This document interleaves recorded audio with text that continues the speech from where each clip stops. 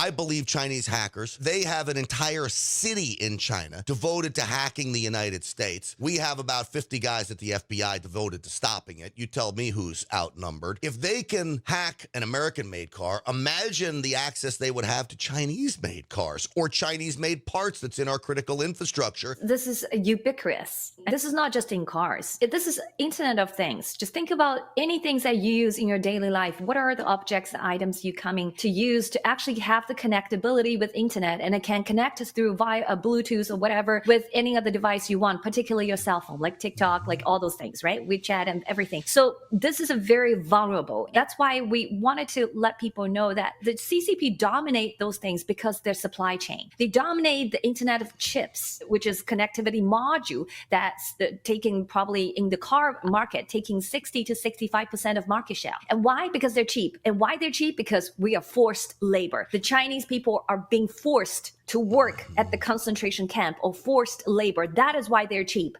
But people don't talk about it. Okay, they just talk about, oh, how good its business in China is, but they only make a very few people rich. And then it helped the communists to take over the entire America and enslave the entire 300 million plus Americans. So we don't want the history to repeat because the Chinese has teach basically everybody a best lesson. So cybersecurity is a risk, but the other one I wanted to mention is lawfare. You know, the intel that we share with you early on is the CCP had a plan as early as 2021. Miles were reviewed that they wanted to prevent Trump to become the presidential candidates using a very strategy that the Miles has been under attack from the CCP. It's called CCP's unrestricted legal warfare or lawfare, which is filing at fake or frivolous court cases to basically destroy a person, to strain their financial resources and destroy the person mentally. So this is also happening right now as you walk through all those barriers that the CCP, the communists, creating